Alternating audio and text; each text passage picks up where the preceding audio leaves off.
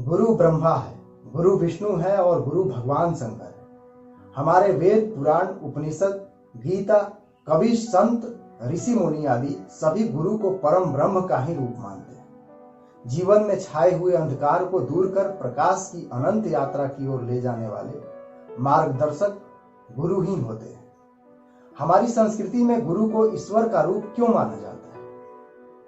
सिर्फ इसलिए क्योंकि गुरु ही हमें इस योग्य बनाता है जिससे हम भगवान की बनाई हुई सुंदर सी दुनिया में सभ्य तरीके से रह सके, ज्ञान विज्ञान की इस पुण्य धरा पर विश्व कल्याण का एक द्वीप जला सके।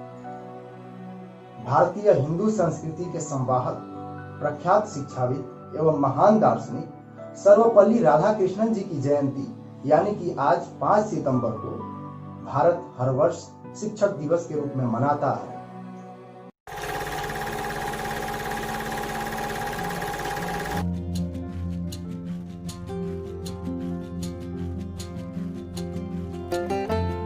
भारत के पहले उपराष्ट्रपति, द्वितीय राष्ट्रपति, प्रख्यात शिक्षाविद और आस्थावान हिंदू विचारक सर्वपल्ली राधाकृष्णन जी का जन्म तमिलनाडु के तिरुत्तुनी गांव में 5 सितंबर 1888 ईस्वी को हुआ था।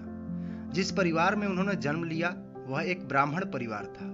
उनका जन्म स्थान भी एक पवित्र स्थल के रूप में विख्यात रहा है। डॉक्टर राधाकृष्णन एक गरीब किंतु विद्वान ब्राह्मण परिवार में जन्मे थे। उनके पिता का नाम सर्वपल्ली वीरास्वामी और माता का नाम सीताम्मा था। डॉक्टर राधाकृष्णन का बचपन तिरुत्तनी एवं तिरुपति जैसे धार्मिक स्थलों पर व्यतीत हुआ। उनके जीवन के प्रथम 8 वर्ष तिरुत्तनी में ही गुजारे। उनके पिता श्री वीरास्वामी पुरातन विचारों के थे। उनके अंदर धार्मिक भावनाएं भी थी। इसके बावजूद उन्होंने बालक राधाकृष्णन का दाखिला क्रिश्चियन मिशनरी संस्था लूथरन मिशन स्कूल में कराया। इसके अलावा उन्होंने मद्रास क्रिश्चियन कॉलेज मद्रास में भी शिक्षा प्राप्त की। राधाकृष्णन जी ईश्वर भक्त माता पिता के पुत्र थे और हिंदुत्व के प्रति उनमें आरंभ से ही श्रद्धा का भाव था। किंतु हिंदुत्व पर दार्शनिक ढंग से विचार करने को वे इसलिए बाध्य हुए क्योंकि उनके स्कूलों और कॉलेजों में ईसाई धर्म प्रचारकों ने उनकी धार्मिक श्रद्धा को ठेस पहुंचाई और हिंदुत्व के विषय में मनगढ़ंत बातें करके शंका उत्पन्न कर दी। राधाकृष्णन जी ने अपनी पुस्तक खंडित आत्मकथा में स्वयं लिखा है कि ईसाई धर्म प्रचारक संस्थाओं के शिक्षकों ने मुझे श्रद्धाहीन बनाकर जिज्ञासा की उस प्राथमिक अवस्था में डाल दिया जहां से सभी दर्शनों का जन्म होता है। इन क्रिश्चियन स्कूल और कॉलेजों को शिक्षक व्याख्याता रह रहकर ईसाई विचार और जीवन पद्धति की दुहाई देते थे, किंतु सही अर्थ में वे सत्य के प्रेमी या अन्वेषक नहीं थे। वे सनातन वैदिक संस्कृति की कड़ी आलोचना करके हमारे मन में हमारी श्रद्धा जो थी उसको विचलित करने का प्रयास करते थे।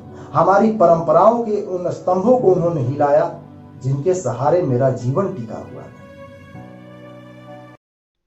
विचारों की जननी शंका है और दर्शन सात्विक संदेह से जन्म लेता है। प्रचलित मतों के विषय में जब शंका उठने लगती है तभी विचारकों को सोचने की उत्तेजना मिलती है। राधाकृष्णन जी के साथ भी यही हुआ। उन्होंने भारत की अभिनव व्याख्या करने के साथ ही पाश्चात्य जगत की भी विधिवत व्याख्या कर दी। तुलनात्मक दर्शन में राधाकृष्णन जी ने पूरे विश्व को भारतीय संस्कृति की महानता को रेखांकित करते हुए पाश्चात्य विचार एवं जीवन शैली को उनका आईना भी दिखा दिया। जिस सांस्कृतिक नवोत्थान के संत परमहंस रामकृष्ण, लोकमान्य बाल गंगाधर तिलक और कवि रविन्द्रनाथ टैगोर जी हुए, उसी के अप्रतिम दार्शनिक श्री सर्वपल्ली राधाकृष्णन जी भी हुए। भारत के मनीषियों का लक्षण रहा है कि वे जब भी भारतीय दर्शन से विश्व का परिचय कराना चाहते हैं अथवा उसकी नई व्याख्या करते हैं तब वे गीता, उपनिषद और ब्रह्म सूत्रों की भी व्याख्या करते हैं। इन्हीं प्रस्थानत्रयी में ही भारतवर्ष की श्रेष्ठतम दार्शनिक अनुभूतियां सिंचित हैं और यह अनुभूतियां केवल पुस्तकों में ही सीमित नहीं है बल्कि उनका सार यहाँ के हिंदुओं के रक्त में मिश्रित है, उनके स्वभाव में समाया हुआ है, उनके विचारों और भावों के मूल में प्रतिष्ठित है। डॉक्टर सर्वपल्ली राधाकृष्णन ने भी प्राचीन दर्शनाचार्यों की भांति ही गीता और उपनिषदों की व्याख्या लिखी। हिंदू धर्म का विधिवत अध्ययन करते करते डॉक्टर राधाकृष्णन भी उसी निष्कर्ष पर पहुंचे जिस पर विवेकानंद, रविंद्र और महर्षि अरविंद पहुंचे थे। हिंदू धर्म पुनीत है। धर्म मनुष्य का शत्रु नहीं, मित्र है। वैदिक काल के ज्ञान केवल भारत के ही पुनरुत्थान के लिए आवश्यक नहीं है, वह मानव जाति के पुनः शिक्षण के लिए भी जरूरी है। भारतीय ज्ञान से ही वैश्विक क्षितिज पर एक नए मानवतावाद का उदय होगा। वह भेदभाव से ऊपर उठकर समग्र मानव जाति का आलिंगन करेगा। हिंदू धर्म का मूल तत्व यानी कि हिंदुत्व ही विश्वात्मा की अभिव्यक्ति है। पूरे विश्व को अपने लेखों और भाषणों से भारतीय दर्शन शास्त्र से परिचय कराने वाले राधा कृष्णन जी धर्म के बारे में गहराई से बताते हैं। वे कहते हैं, धर्म संपूर्ण जीवन पद्धति है। वह नश्वर में अनिश्वर तथा अनिचर में चीर का अनुसंधान है। धर्म तो मानव जीवन का स्वभाव है। धर्म ज्ञान और विश्वास से अधिक कर्म और आचरण में बसता है। यदि हम ईश्वर के अस्तित्व में विश्वास करते हैं तो हमारे आचरण में इस विश्वास का प्रमाण मिलना ही चाहिए। वे महान हिंदू धर्म के विषय में कहते हैं, जिस जीवन में सेवा भावना, यज्ञ और आत्म त्याग की प्रचुरता है, उसी के माध्यम से आध्यात्मिक शक्तियों की अभिव्यक्ति होती है। विज्ञान के प्रति कटु हुए बिना राधा कृष्णन जी मनुष्य को इस योग्य बनाना चाहते हैं कि वह विज्ञान का उपयोग सर्वजन कल्याण के लिए कर सके। और यह सिर्फ तभी हो सकता है जब मनुष्य अपनी आत्मा को नहीं पहचान लेता एवं धार्मिक मूल्यों को अपने अंदर प्रतिष्ठित नहीं कर लेता। उनका स्पष्ट मानना है कि अगर ऐसा नहीं होता है तो मानव में विज्ञान के कल्याणकारी उपयोग की योग्यता भी नहीं आ पाएगी।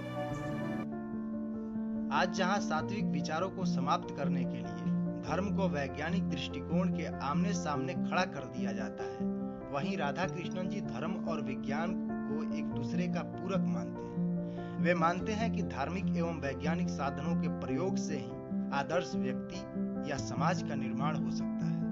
वे कहते हैं कि कोई भी कार्य मनुष्य की आध्यात्मिक शक्तियों को जगाए बिना संपन्न नहीं किया जा सकता। हमारे विचारों की प्रेरणा ईश्वरीय होनी चाहिए। हमारे संकल्पों का आरंभ भी ईश्वरीय इच्छा में होना चाहिए। हमारी भावनाओं को ईश्वरीय आनंद से एकाकार होना चाहिए। सत्य, शिव और सुंदर से संबंधित जिस व्यक्तित्व को हम ईश्वर का नाम देते हैं, उसका अधिक से अधिक सामीप्य प्राप्त करना मानव जीवन का उद्देश्य होना चाहिए। अपने आप को ईश्वरीय सत्ता के स्तर तक ले जाना, यह मनुष्य का श्रेष्ठतम ध्येय है। राधा कृष्णन जी के समस्त दर्शन का ध्येय मानव स्वभाव में धर्म और आध्यात्मिकता को सर्वाधिक महत्व देना है। मनुष्य की रचना में हम द्रव्य, जीवन और मस्तिष्क को प्रमुख मानते हैं, किंतु मनुष्य तो इसमें से कोई भी वस्तु नहीं है। वह इन तीनों के योग से भी आगे की चीज है। जब तक मनुष्य के भीतर यह चेतना उत्पन्न नहीं होगी कि वह कुछ और ना होकर सिर्फ और सिर्फ आत्मा है, तब तक संसार की सभी समस्याओं का सच्चा समाधान नहीं प्राप्त हो सकता है। आज शिक्षक दिवस के अवसर पर हम डॉक्टर राधा कृष्णन जी को नमन करते हैं। इस अवसर पर हम अपने उन सभी गुरुजनों को भी जरूर याद करते हैं, नमन करते हैं, जिन्होंने हमारे अबोध मन में ज्ञान के प्रकाश का दीप जलाया, जिनके जीवन के आचार, विचार एवं संस्कार के कुछ पन्नों से हम सभी ने जो कुछ भी थोड़ा बहुत सीखा है, आत्मसात किया है, और उसके बदौलत अपने राष्ट्र और संस्कृति के उत्थान में हम जो भी आज अल्प योगदान दे रहे हैं, वह सिर्फ और सिर्फ हमारे गुरुजनों का आशीष है। उनके श्री चरणों में यह शीश हमेशा झुका रहेगा। आचार्य देवो भव। जय हिंद।